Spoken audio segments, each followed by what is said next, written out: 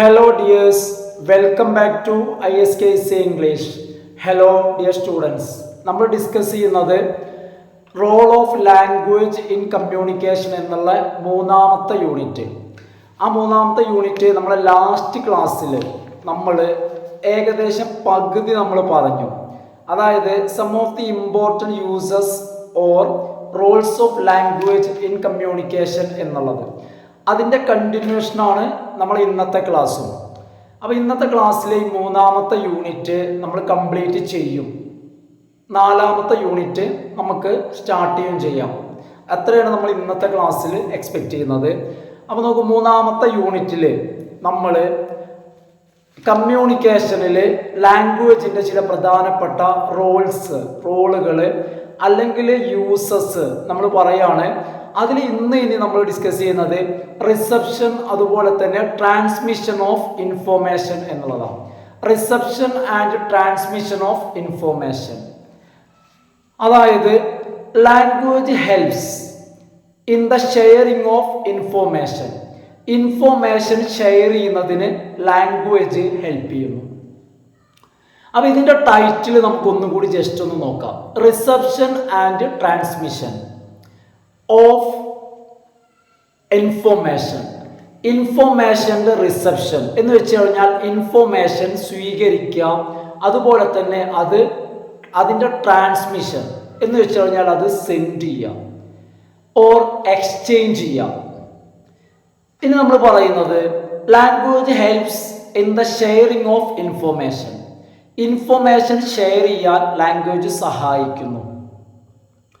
It is very important in areas like journalism.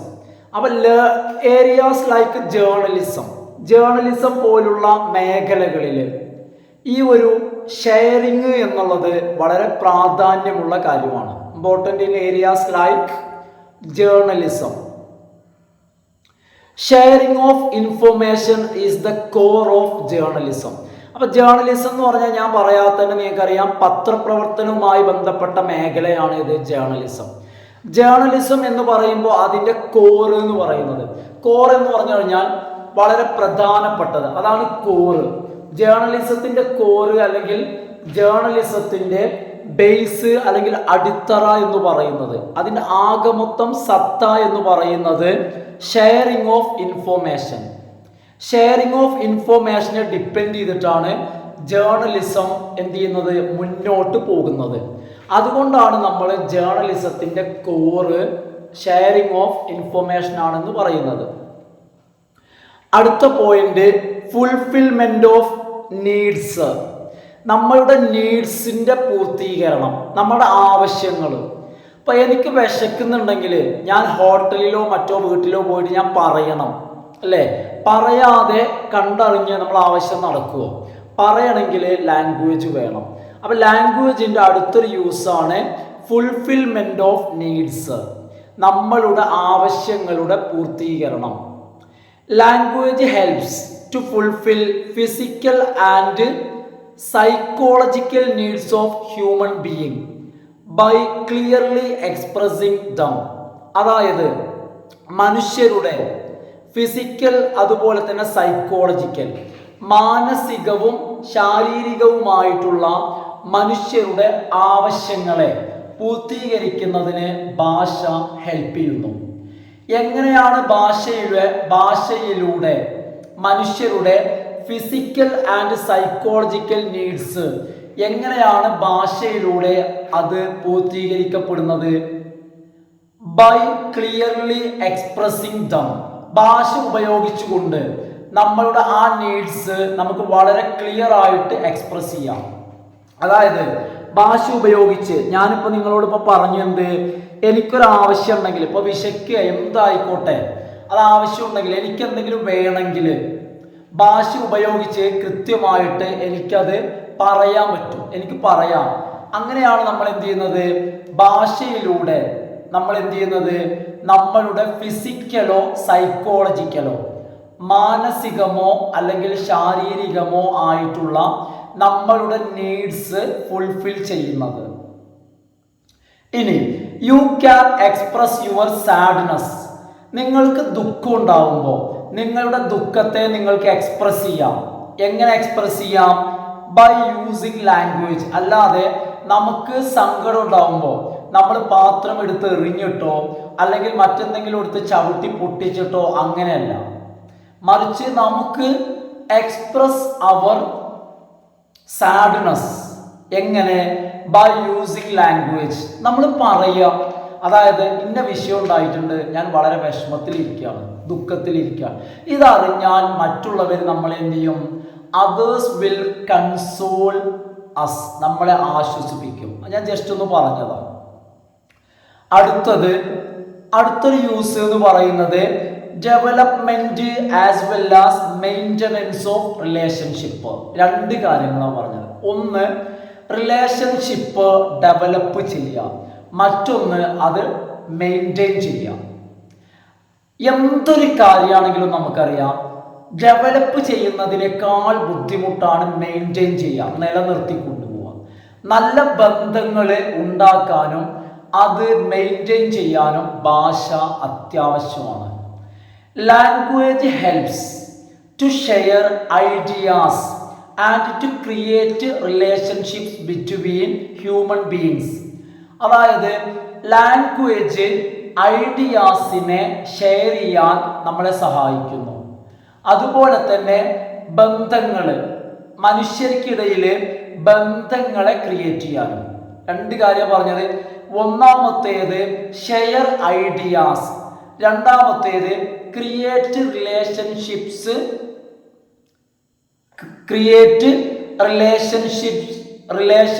Between human beings, മനുഷ്യർക്കിടയിൽ. അല്ലെങ്കിൽ create relationships among human beings, മനുഷ്യർക്കിടയിൽ. എന്താന്ന് വെച്ച് കഴിഞ്ഞാൽ നമ്മൾ സാധാരണ ഉപയോഗിക്കുമ്പോൾ രണ്ടാളുകളോ രണ്ട് വസ്തുക്കളോ ആണെങ്കിലാണ് നമ്മൾ സാധാരണ എന്ത് ചെയ്യുക? ബിറ്റ്വീന് പറയാം. രണ്ടിൽ കൂടുതലാണെങ്കിൽ നമ്മൾ എന്താണ് പറയുക? എമംഗ് ആണ് പറയാം. രണ്ടിൽ കൂടുതലാണെങ്കിൽ നമ്മൾ എന്തു ചെയ്യും? എമംഗ് പറയും, രണ്ടിൽ കൂടുതലാണെങ്കിൽ. അതേ സമയത്ത് രണ്ടാണെങ്കിൽ നമ്മൾ എന്താണ് പറയുക? നമ്മൾ ബിറ്റ്വീൻ ആണ് പറയാം. അപ്പൊ ഇവിടെ ആ ഒരു രീതിയിൽ പറഞ്ഞുകൊണ്ടാണ് ബിറ്റ്വീൻ ഹ്യൂമൻ ബീയിങ്സ്, മനുഷ്യർക്കിടയിൽ. അപ്പൊ ഇവിടെ മനുഷ്യർ എന്ന് പറയുമ്പോൾ നമുക്കറിയാം, ആളുകൾ പരസ്പരം സംസാരിക്കാതെ ആശയം കൈമാറും ചെയ്യില്ല, ബന്ധങ്ങൾ ക്രിയേറ്റ് ചെയ്യുകയോ ഡെവലപ്പ് ചെയ്യുകയോ ചെയ്യില്ല. ഇനി അടുത്തത് ഇവാലുവേഷൻ എന്നുള്ളതാണ് അടുത്ത ഘടകം. ഇവാലുവേഷൻ എന്ന് പറഞ്ഞു കഴിഞ്ഞാൽ വിലയിരുത്തുക, അല്ലെങ്കിൽ തീരുമാനങ്ങൾ എടുക്കുക, കാര്യങ്ങൾ നിർണയിക്കുക. Language supports decision making by helping to evaluate options. അപ്പൊ ഇവിടെ എന്താ പറയുന്നത്? ലാംഗ്വേജ് നമ്മളെ ഡിസിഷൻ മേക്കിങ്ങിന് സപ്പോർട്ട് ചെയ്യുന്നു. Decision making, that means taking decision, തീരുമാനങ്ങൾ എടുക്കാൻ ലാംഗ്വേജ് നമ്മളെ സഹായിക്കുന്നു. അതും എങ്ങനെ? By helping to evaluate options. നമ്മളെ മുൻപിൽ രണ്ട് ഓപ്ഷൻ ഉണ്ട്, അതായത് ഒന്നുകിൽ ഇത് അല്ലെങ്കിൽ അത്. ഈ രണ്ട് ഓപ്ഷൻ ആണെങ്കിൽ ആ രണ്ട് ഓപ്ഷനുകളെ ഇവാലുവേറ്റ് ചെയ്യാം. എന്ന് വെച്ച് കഴിഞ്ഞാൽ അവയെ മൂല്യനിർണ്ണയം നടത്തുക, അല്ലെങ്കിൽ അവയെ എന്ത് ചെയ്യുക? നമ്മൾ വിലയിരുത്തുക, അല്ലെങ്കിൽ കമ്പയർ ചെയ്യുക.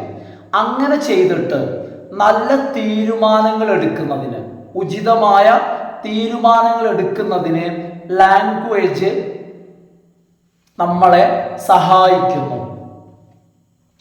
അടുത്തത് പെർസ്വേഷൻ എന്നുള്ളതാണ്. പ്രേരിപ്പിക്കാം, ആളുകളെ പ്രേരിപ്പിക്കാം.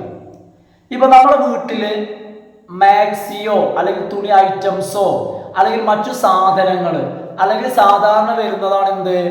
പിന്നെ ഈ പൗഡറുകൾ, ഇത്തരം സാധനങ്ങൾ. ഇവർ വന്ന് സംസാരിച്ച് നമ്മളെ വീഴ്ത്തും, അല്ലെ? ഇവരുടെ പ്രധാന ടൂൾ എന്ന് പറയുന്നത് സംസാരമാണ്. അപ്പൊ ഇവർ പ്രയോഗിക്കുന്നത് ആളെ നോക്കി സംസാരിക്കാം. ഇവർ പ്രയോഗിക്കുന്ന ടൂള് എന്ന് പറയുന്നത് പെർസ്വസീവ് സ്പീച്ചാണ്. ആളുകളെ പ്രേരിപ്പിച്ച് വശംവദരാക്കുന്ന ശൈലി, persuasive style. Language helps to persuade others into our way of thinking. നമ്മൾ എന്താണോ ചിന്തിക്കുന്നത് ആ വഴിയിലേക്ക് ആളുകളെ പ്രേരിപ്പിച്ച് കൊണ്ടുവരാൻ ലാംഗ്വേജ് നമ്മളെ സഹായിക്കുന്നു. Others into our way of thinking. ഇനി persuasion is an art. Persuasion എന്നുള്ളത് അത് എല്ലാവർക്കും നടക്കൂല, അതൊരു കലയാണ്. അങ്ങനെ ആളുകളെ പറഞ്ഞു വീഴ്ത്തണമെങ്കിൽ ഒരു സ്കിൽ തന്നെ വേണം. സോ അതുകൊണ്ടാണ് പറയുന്നത് it is an art. Persuasion is an art. ചില ആളുകൾക്ക് അതിൽ നല്ല കഴിവുണ്ടാവും. ഇനി ഈ ഒരു സംസാരിക്കുന്നതിലെ കഴിവ്, the art of persuasive speech, ആളുകളെ പ്രേരിപ്പിക്കുന്ന, ആളുകളെ വശംവദരാക്കുന്ന തരത്തിലുള്ള സംസാരിക്കുന്നതിനുള്ള കല, ആ കഴിവാണ് ഇസ് നോൺ ആസ് റെട്ടറിക്. എന്ത് വിളിക്കുന്നത്? റെട്ടറിക് എന്ന് വിളിക്കുന്നത്. ഒരു മാർക്കിന്റെ ക്വസ്റ്റ്യൻ ആണ്. അപ്പൊ what is rhetoric? Rhetoric is the art of persuasive speech. ചെറിയ ആൻസറാണ്. Rhetoric is the art of persuasive speech. Persuasive speech വെറും സംസാരമല്ല. ഇത് നല്ലൊരു സെയിൽസ്മാൻ ആവണമെങ്കിലൊക്കെ ഈ കഴിവ് വേണം. കടയിൽ വരുന്ന ആളുകളെ പറഞ്ഞങ്ങോട്ട് ചാക്കിലാക്കുക, ആ കഴിവാണ് അല്ലെ. ഞാൻ ഇത് ഒരു മാർക്കിന്റെ ക്വസ്റ്റ്യൻ പറയുമ്പോൾ പറഞ്ഞിട്ടുണ്ട്. അതായത് സംസാരിക്കുന്ന ആളുകൾ, പ്രസംഗിക്കുന്ന ആളുകൾ അല്ലേ, അത് അന്നേ ഞാൻ പറഞ്ഞു, മതപരമായ പ്രസംഗമായിക്കോട്ടെ പൊളിറ്റിക്കൽ ആയിക്കോട്ടെ ഏതാണെങ്കിലും സംസാരിക്കുന്ന ആളുകൾക്ക് ഈ കഴിവ് വേണം. എന്നാൽ മാത്രമേ എന്ത് ചെയ്യുള്ളൂ, ഓഡിയൻസ് മുന്നിലിരിക്കുള്ളൂ. നോക്കൂ, അടുത്തത് പറയാനുള്ളത് എന്റർടൈൻമെന്റ് എന്നുള്ള. ലാംഗ്വേജ് എന്റർടൈൻമെന്റിനും സഹായിക്കുന്നുണ്ട്. Language helps in creative productions that entertain us. നമ്മളെ ആസ്വദിപ്പിക്കുന്ന ക്രിയേറ്റീവ് പ്രൊഡക്ഷൻസിനെ നിർമ്മിക്കുന്നതിനും ഭാഷ സഹായിക്കുന്നു. അപ്പോൾ ക്രിയേറ്റീവ് പ്രൊഡക്ഷൻസിന്റെ ക്രിയേഷൻ, ഉൽപാദനം, ക്രിയേറ്റീവ് പ്രൊഡക്ഷൻസിനെ പ്രൊഡ്യൂസ് ചെയ്യാം. അത് എങ്ങനത്തെ creative productions? That entertain us, നമ്മളെ ആസ്വദിക്കുന്ന. ഇതിന് നമ്മളെ സഹായിക്കുന്നത് ആരാ? Human language provides the capacity. മനുഷ്യന്റെ ഭാഷയാണ് മനുഷ്യന് ആ കപ്പാസിറ്റി, മനുഷ്യന് ആ കഴിവ് നൽകുന്നത്. To produce and recite stories, അതായത് കവിതകളും കഥകളും പാട്ടുകളും എഴുതുകയും അത് ചൊല്ലുകയും ചെയ്യാനുള്ള കപ്പാസിറ്റി.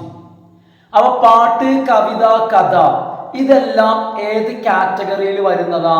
ക്രിയേറ്റീവ് പ്രൊഡക്ഷൻസ് ആണ്. ഇത്തരത്തിലുള്ള ക്രിയേറ്റീവ് പ്രൊഡക്ഷൻസ് ഉൽപ്പാദിപ്പിക്കാൻ മനുഷ്യനെ സജ്ജനാക്കുന്നത് മനുഷ്യന്റെ ഭാഷ എന്ന് പറയുന്ന സവിശേഷതയാണ്. ഇതോടുകൂടി മൂന്നാമത്തെ ചാപ്റ്റർ നമ്മൾ കഴിഞ്ഞു. ഞാൻ നേരത്തെ പറഞ്ഞ പോലെ തന്നെ നാലാമത്തെ ചാപ്റ്റർ ആയിട്ടുള്ള barriers to and guidelines for effective communication, ഇവിടെ ഞാൻ നിങ്ങൾക്ക് പറഞ്ഞു തരാൻ പോകുന്നത് ഫലപ്രദമായ കമ്മ്യൂണിക്കേഷനുള്ള കുറച്ച് ഗൈഡ് ലൈൻസ് ആണ്. ശ്രദ്ധിക്കേണ്ട കാര്യങ്ങളും അതുപോലെ തന്നെ അടുത്തത് ബാരിയേഴ്സ് ആണ്. ഫലപ്രദമായ കമ്മ്യൂണിക്കേഷനെ എന്താണ് തടയുക, അതിനുള്ള തടസ്സങ്ങൾ എന്തൊക്കെയാണ്. അപ്പൊ ഇതൊരു പ്രധാനപ്പെട്ട ചാപ്റ്റർ ആണ്. പരീക്ഷയ്ക്ക് എസ്സേ ക്വസ്റ്റ്യൻ ആയിട്ടും പാരഗ്രാഫ് ക്വസ്റ്റ്യൻ ആയിട്ടും എന്ത് ചെയ്യുന്നുണ്ട്, ഇവിടുന്ന് ചോദ്യങ്ങൾ വരുന്നുണ്ട്. അപ്പൊ അതുകൊണ്ട് ശ്രദ്ധിച്ച് നിങ്ങൾ മനസ്സിലാക്കി പഠിക്കട്ടോ. ഇവിടെ ആദ്യം സാധാരണത്തെ പോലെ ഡിസ്കസ് ചെയ്യുന്നത് 1 മാർക്കിന്റെ ക്വസ്റ്റ്യൻസ് ആണ്. 1, what kind of A barrier is the use of jargon. Jargon ഉപയോഗിക്കുന്നത് ഏത് തരത്തിലുള്ള ബാരിയറിലാണ് വരിക? ജാർഗൺ. അപ്പൊ ഞാൻ നിങ്ങൾക്ക് ജാർഗൺ എന്താന്ന് പറഞ്ഞുതരാം. 1 മാർക്കിനൊക്കെ ചോദിക്കട്ടോ. അപ്പൊ ജാർഗൺ എന്ന് പറഞ്ഞു കഴിഞ്ഞാൽ എന്താണ് ജാർഗൺ? ജാർഗൺ എന്ന് പറഞ്ഞു കഴിഞ്ഞാൽ special words and phrases that are used by particular groups of people. ചില വിഭാഗം ആളുകൾ ഉപയോഗിക്കുന്ന പദങ്ങൾ. അപ്പൊ എന്താണ് അതിൻ്റെ ഒരു പ്രശ്നം എന്ന് വെച്ച് കഴിഞ്ഞാൽ അത് അവർക്ക് മാത്രമേ അറിയുള്ളൂ. ഇപ്പൊ അങ്ങനത്തെ പദങ്ങൾ ഉപയോഗിക്കരുത്. മലയാളത്തിലുണ്ട് അങ്ങനത്തെ പദങ്ങൾ. ചില ഭാഗത്തുള്ള ആളുകൾ ഉപയോഗിക്കുന്ന ചില പദങ്ങളുണ്ട്. ഇപ്പൊ എക്സാമ്പിൾ പറയുകയാണെങ്കിൽ ചില പദം പോയിട്ട് കാസർഗോഡുള്ള ആളുകൾ ഉപയോഗിക്കുന്ന ഭാഷ തന്നെ നമുക്ക് മനസ്സിലാവാൻ ബുദ്ധിമുട്ടാണ്. അപ്പൊ അതുപോലെ തന്നെ തിരുവനന്തപുരത്ത് ഉള്ള ആളുകൾ ഇപ്പൊ എന്ത് ചെയ്യാ, നിങ്ങൾ തമാശയിൽ എടുത്താൽ മതി അല്ലെ. തിരുവനന്തപുരത്തുള്ള ആളുകളെ അപ്പി കൊണ്ട് ഉദ്ദേശിക്കുന്നത് നമ്മളെ നാട്ടില് പാലക്കാടുള്ള ആളുകൾ. ഇപ്പൊ ഞാൻ എൻ്റെ സ്ഥലം പാലക്കാടാണ്. അപ്പൊ പാലക്കാട് അപ്പി എന്ന് പറഞ്ഞാൽ വേറെ ഉദ്ദേശിക്കുന്നത്, തിരുവനന്തപുരത്ത് വേറെയാണ്. ഇത്തരം പദങ്ങൾ ഇത് ചില പ്രാദേശികമായിട്ടോ അല്ലെങ്കിൽ ചില പെർട്ടിക്കുലർ ഗ്രൂപ്പ്, ഞാൻ പെർട്ടിക്കുലർ ഗ്രൂപ്പ് എന്ന് പറയുമ്പോൾ മലപ്പുറത്തുകാരോ പാലക്കാടുകാരോ പെർട്ടിക്കുലർ ഗ്രൂപ്പ് അല്ല കേട്ടോ, ഞാൻ അതൊരു എക്സാമ്പിൾ ആയിട്ട് പറഞ്ഞു എന്നുള്ളൂ. അപ്പൊ ഇവിടെ കമ്മ്യൂണിക്കേഷൻ ഇത് തടസ്സമാവും. അപ്പൊ ഇതിനാണ് നമ്മൾ ജാർഗോൺ എന്ന് പറയാം. ഞാൻ ജാർഗോൺ എന്താണെന്ന് മനസ്സിലാവാൻ പറഞ്ഞതാണ്. അപ്പൊ ഈ ജാർഗോണിന്റെ ഉപയോഗം ഏത് തരത്തിലുള്ള ബാരിയറിലാണ് വരുന്നത്? അതായത് ലിംഗ്വിസ്റ്റിക് ഓർ സെമാൻറ്റിക്. ലിംഗ്വിസ്റ്റിക് എന്ന് പറഞ്ഞാൽ ഭാഷാപരമായിട്ടുള്ളത്, അല്ലെങ്കിൽ സെമാൻറ്റിക് എന്ന് പറഞ്ഞു കഴിഞ്ഞാൽ റിലേറ്റഡ് ടു മീനിങ്, അർത്ഥസംബന്ധമായിട്ടുള്ളതോ അതല്ലെങ്കിൽ ഭാഷാ സംബന്ധമായിട്ടുള്ളതോ ആയ തടസ്സത്തിലാണ് വരിക. രണ്ടാമത്തെ question, what kind of communication is body language? Body language ഏത് ടൈപ്പ് കമ്മ്യൂണിക്കേഷനിലാണ് വരുന്നത്? ഇത് ഞാൻ അധികം എക്സ്പ്ലെയിൻ ചെയ്യുന്നില്ല, ആൻസർ മാത്രം പറയാണ്, നോൺ വെർബൽ. മൂന്നാമത്തേത്, what is the action of? ഇതിന് എന്താണ്, ഇത് ഈ ആക്ഷൻ എന്താണ്, ഏത് പ്രവൃത്തി? Avoiding certain things in formal communication. Formal കമ്മ്യൂണിക്കേഷനിൽ ചില കാര്യങ്ങളെ അവോയ്ഡ് ചെയ്യാം, ചിലത് ഒഴിവാക്കാം. നിങ്ങൾക്കറിയാലോ, നമ്മളൊരു അരിപ്പ വെച്ച് ഫിൽട്ടർ ചെയ്തിട്ടല്ലേ ഒഴിവാക്കുക വേണ്ടാത്തത്, ഒന്ന് ഓർക്കത്. അപ്പോ ഫോർമൽ കമ്മ്യൂണിക്കേഷനിലെ വേണ്ടാത്തതിനെ അവോയ്ഡ് ചെയ്യുക, ഒഴിവാക്കുക. അപ്പൊ എന്താണ് അതിന് പറയാ? ഫിൽറ്റർ. അതിനെ ഞാൻ നിങ്ങൾക്ക് ഫിൽട്ടർ ചെയ്യുന്ന പരിപാടി പറഞ്ഞത്, ഫിൽറ്റർ.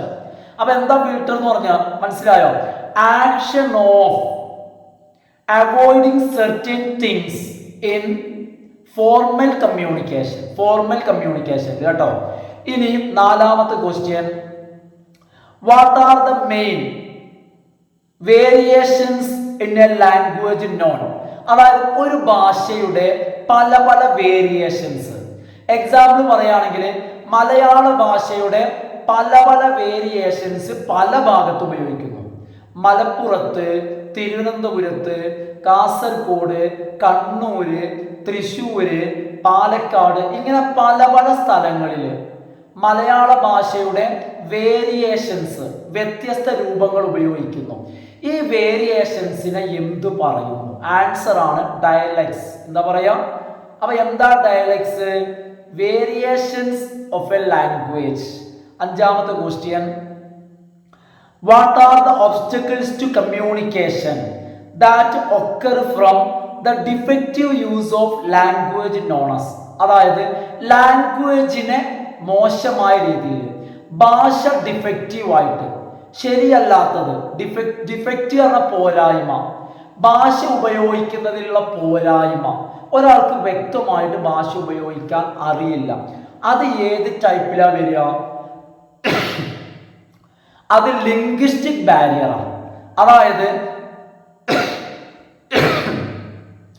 ഭാഷ ശരിക്കും ഉപയോഗിക്കാൻ, ഭാഷയുടെ ഡിഫക്റ്റീവ് യൂസ്, ഭാഷയുടെ ഡിഫക്റ്റീവ് യൂസ്. ഇനി ആറാമത്തെ question, write and emotional barrier to communication. Emotional barrier എന്നൊരു എക്സാമ്പിൾ. ഇമോഷണൽ ബാരിയർ അതായത് നമ്മൾ വളരെ വൈകാരികമായിട്ടുള്ള നമ്മളെ അവസ്ഥ കമ്മ്യൂണിക്കേഷന് തടസ്സമാണ്, വൈകാരികമായ അവസ്ഥ. എക്സാമ്പിൾ പറയാണ്, അതിനൊരു ഉദാഹരണമാണ് സ്ട്രെസ്. കാരണം ഞാൻ ഭയങ്കര മാനസിക സ്ട്രെസ് ഉള്ള സമയത്താണെങ്കിൽ എനിക്ക് എൻ്റെ മനസ്സിലുള്ളത് നല്ല രീതിയിൽ കമ്മ്യൂണിക്കേറ്റ് ചെയ്യാൻ കഴിയില്ല. ഇപ്പം ഞാൻ നിങ്ങളോട് സംസാരിച്ചുകൊണ്ടിരിക്കുകയാണ്, ഈ സംസാരിച്ചുകൊണ്ടിരിക്കുന്ന സമയത്ത് എൻ്റെ മനസ്സിലൊരു സ്ട്രെസ്സും ഇല്ല. ഞാൻ വളരെ ഫ്രീ ആയിട്ടാണ് സംസാരിക്കുന്നത്, യാതൊരു ടെൻഷനും ഇല്ല, ഒരു സ്ട്രെസ്സും ഇല്ല. അതുകൊണ്ടാണ് ഞാൻ ഇത്രയ്ക്കും ഫ്രീ ആയിട്ട് എന്ത് ചെയ്യണത്, സംസാരിക്കുന്നത്. അപ്പോൾ ഇത്തരത്തിൽ വല്ലതും ഉണ്ടാകുന്നതിനാണ് നമ്മൾ പറയുന്നത് എമോഷണൽ ബാരിയർ. എമോഷണൽ ബാരിയർ, വൈകാരിക തടസ്സം. ഏഴാമത്തെ question, under which communication barrier does the poor arrangement like outdated machines and equipments come? അതായത് ഔട്ട്ഡേറ്റഡ് ആയ പഴകിയ മെഷീനുകളും പഴയ ടെക്നോളജിയും കമ്മ്യൂണിക്കേഷന് തടസ്സമാവും അല്ലെ. അപ്പൊ ഞാൻ ഈ സംസാരിക്കുമ്പോൾ എൻ്റെ മീഡിയം എന്ന് പറയുന്നത്, ഇപ്പൊ ഞാൻ ഈ ഉപയോഗിക്കുന്ന മീഡിയം എന്ന് പറയുന്നത് എൻ്റെ മൊബൈൽ ഫോൺ എന്ന് പറയുന്നത്, എൻ്റെ വോയിസ് ക്യാപ്ചർ ചെയ്യാനുള്ള കഴിവ് ഇതിനുണ്ടായത് കൊണ്ട് ഇത് ഔട്ട്ഡേറ്റഡ് അല്ല, പഴയ ഒരു സാധനം അല്ലാത്തത് കൊണ്ട് ഇവിടെ കമ്മ്യൂണിക്കേഷൻ തടസ്സമാവുന്നില്ല. ഇത്തരത്തിൽ പഴയ ഉപകരണങ്ങൾ, ഔട്ട്ഡേറ്റഡ് ടെക്നോളജിയോ അല്ലെങ്കിൽ മെഷീൻസോ ഉപയോഗിക്കുമ്പോൾ ആ ബാരിയർ ഏത് കാറ്റഗറിയാണ്? അത് വരുന്ന കാറ്റഗറിയാണ് മെക്കാനിക്കൽ ബാരിയർ. മെഷീൻ, പഴയ മെഷീൻ, മെക്കാനിക്കൽ ബാരിയർ. എട്ടാമത്തെ question, under which communication category does the example of good poster come? നല്ല ഒരു പോസ്റ്റർ, നിങ്ങൾ തെറ്റിദ്ധരിക്കരുത്, ഇവിടെ POSTER ഉള്ള പോസ്റ്റർ അല്ല, POSTURE ആണ്. അതായത് ഒരു വ്യക്തിയുടെ ആ ഒരു അപ്പിയറൻസിന്റെ പോസ്റ്റർ, നമ്മൾ ഒരാളിങ്ങനെ കാണുമ്പോൾ ഉള്ളത്, അയാളുടെ രൂപം, അതാണ് പോസ്റ്റർ. ഇപ്പൊ നമുക്കറിയാം, നമ്മളിപ്പോ ഫോട്ടോക്ക് പോസ് ചെയ്യാണ്, അങ്ങനെയൊക്കെയാണ്, നമ്മൾ വൃത്തിക്കും മെനക്കും നിൽക്കൂലേ, ആ ഒരു സംഭവമാണ് ഇവിടെ ഗുഡ് പോസ്റ്റർ കൊണ്ട് ഉദ്ദേശിച്ചത്. അത് ഏത് കമ്മ്യൂണിക്കേഷനിലാണ് വരിക? ഗുഡ് പോസ്റ്റർ വരുന്നത് നോൺ വെർബൽ കമ്മ്യൂണിക്കേഷനാണ്. നിങ്ങൾക്ക് ഗുഡ് പോസ്റ്റർ എന്താണെന്ന് മനസ്സിലായില്ലേ? അതായത് ക്ലാസ് റൂമിലാണെങ്കിൽ ശരിക്കിരിക്കുക, നേരെ ഇരിക്കുക. അപ്പൊ അതാണ് ഒരു വ്യക്തിയുടെ ശരീരഭാഷയാണ് പോസ്റ്റർ കൊണ്ട് ഉദ്ദേശിച്ചത്. അത് നോൺ വെർബൽ ആണ്. ഓക്കെ ആണല്ലോ, നോൺ വെർബൽ. ഒൻപതാമത്തേത്, under which communication barrier does policy rules and restrictions in the institution fall? നമ്മൾ പഠിക്കുന്നതോ വർക്ക് ചെയ്യുന്നതോ ആയ ഒരു സ്ഥാപനം, ആ സ്ഥാപനത്തിലെ റൂൾസ്, റെസ്ട്രിക്ഷൻസ്, പോളിസി, ചില നയങ്ങൾ, അപ്പൊ അത്തരം ചില കാര്യങ്ങൾ വരുമ്പോൾ നമുക്കത് കമ്മ്യൂണിക്കേഷന് തടസ്സമാവും. കാരണം നമ്മൾ ആ ഒരു പരിമിതിക്കുള്ളിൽ നിന്നുകൊണ്ട് കമ്മ്യൂണിക്കേറ്റ് ചെയ്യണം. ആ വരുന്ന ബാരിയർ ഏത് വകുപ്പിന്റെ കീഴിലാണ് വരിക? Organisational barrier. ഇൻസ്റ്റിറ്റ്യൂഷൻ എന്ന് പറഞ്ഞാൽ സ്ഥാപനമാണ് ഓർഗനൈസേഷൻ. ഓർഗനൈസേഷന്റെ റൂൾസോ റെസ്ട്രിക്ഷൻസോ മൂലമുണ്ടാകുന്നത് ഓർഗനൈസേഷണൽ ബാരിയർ. ഇനി പത്താമത്തേതാണ്, what is the nature of the barrier in which the mind of sender or receiver about the other culture affects communication? അതായത് സെൻഡറുടെയോ റിസീവറുടെയോ മനസ്സിൽ ഒരു വിഭാഗത്തിന്റെ സംസ്കാരത്തെക്കുറിച്ചുള്ള ചിന്തകൾ കമ്മ്യൂണിക്കേഷനെ ബാധിക്കുകയാണെങ്കിൽ അത് ഏത് വിഭാഗം ബാരിയറിലാണ് വരുന്നത്? അതായത് ഒരു നിശ്ചിത വിഭാഗത്തെയോ മറ്റോ കുറിച്ച്, അവരുടെ സംസ്കാരത്തെക്കുറിച്ചുള്ള എൻ്റെ ബോധം അതെൻ്റെ കമ്മ്യൂണിക്കേഷനെ ബാധിക്കുകയാണെങ്കിൽ അത് വരുന്നതാണ്, സിമ്പിളായിട്ട് പറഞ്ഞോളൂ, കൾച്ചറൽ ബാരിയർ. എന്താണ്? കൾച്ചറൽ ബാരിയറിലാണ് അത് വരുന്നത്. ഇനി നോക്കൂ, നമുക്ക് 2 മാർക്കിനും 5 മാർക്കിനും അതുപോലെ തന്നെ essay ടൈപ്പ് ക്വസ്റ്റ്യൻസ് നമ്മുടെ സമയപരിധിക്കുള്ളിൽ നമുക്ക് പറ്റുന്നത് പറയാം. അപ്പൊ നോക്കൂ, നമ്മുടെ ചാപ്റ്ററിന്റെ പേര് പറഞ്ഞതാണ് barriers to and guidelines for effective communication. ഒന്നാമത്തെ question, what are the different groups of barriers to communication? അതായത് കമ്മ്യൂണിക്കേഷന് തടസ്സമായിട്ട് വരുന്ന ആ ഗ്രൂപ്പ് ഓഫ് ബാരിയേഴ്സ്, തടസ്സത്തിന്റെ ഗ്രൂപ്പുകൾ ഏതൊക്കെയാണ്? ആ ബാരിയേഴ്സ് ഞാൻ നിങ്ങൾക്കൊന്ന് എണ്ണി പറഞ്ഞു തരാം, നിങ്ങൾ ശ്രദ്ധിച്ചോളൂ, നേരെ കേൾക്കട്ടോ. ആദ്യം പേരാണ്, അതിനുശേഷം അടുത്ത ക്വസ്റ്റ്യൻ ഓരോന്നായിട്ടാണ് നമ്മൾ ഓരോന്ന് എടുത്തിട്ട് എക്സ്പ്ലെയിൻ ചെയ്യുന്നത്. അപ്പൊ ഏതൊക്കെയാന്ന് ചോദിച്ചു കഴിഞ്ഞാൽ ഏതൊക്കെ തരത്തിൽ അല്ലെങ്കിൽ ഏതൊക്കെ ഗ്രൂപ്പിൽ പെട്ട ബാരിയേഴ്സ് വരുന്നു, ആ പല പല ഗ്രൂപ്പുകളാണ്. അതായത് ഏതൊക്കെയാന്ന് ചോദിച്ചു കഴിഞ്ഞാൽ ഫിസിക്കൽ ഉണ്ട്, ഫിസിയോളജിക്കൽ ഉണ്ട്, സൈക്കോളജിക്കൽ ഉണ്ട്, ലിംഗ്വിസ്റ്റിക് അല്ലെങ്കിൽ സെമാൻറ്റിക് ഉണ്ട്, പെർസെപ്ച്വൽ ഉണ്ട്, കൾച്ചറൽ ഉണ്ട്, ഓർഗനൈസേഷണൽ ഉണ്ട്, ജെൻഡർ ഉണ്ട്, ഇമോഷണൽ ഉണ്ട്, മെക്കാനിക്കൽ ഓർ ടെക്നോളജിക്കൽ, ഇത്തരം ഗ്രൂപ്പുകളുണ്ട്. അപ്പൊ ഇതൊക്കെ പഠിക്കാം. ഏതൊക്കെ ഗ്രൂപ്പുകൾ എന്ന് പറഞ്ഞിട്ട് 2 മാർക്കിനോ 1 മാർക്കിനോ ചോദിച്ചാൽ നമ്മൾ ഇതൊക്കെ എഴുതി വെക്കണ്ടേ. നോക്കൂ, ഇനി രണ്ടാമത്തെ question, explain with examples the physical barriers to communication. ഒന്നാമത് നമ്മൾ നേരത്തെ പറഞ്ഞ ഗ്രൂപ്പ് ഫിസിക്കൽ ബാരിയേഴ്സ് ആണ്. ആ ഫിസിക്കൽ ബാരിയേഴ്സ് ഉദാഹരണ സഹിതം എക്സ്പ്ലെയിൻ ചെയ്യാം. Explain with examples the physical barriers to communication. ആദ്യം ഞാൻ ഫിസിക്കൽ ബാരിയേഴ്സ് എന്താന്ന് പറയാം, പിന്നെ ഓരോന്ന് അതിന് എക്സാമ്പിളും അതേതാന്ന് എക്സ്പ്ലെയിൻ ചെയ്തു തരാം കേട്ടോ. ഓരോന്നായിട്ട് സമയത്തിനനുസരിച്ചിട്ട് പറയാം. ആദ്യം എന്താണ് ഫിസിക്കൽ ബാരിയർ കേട്ടോളൂ കേട്ടോ.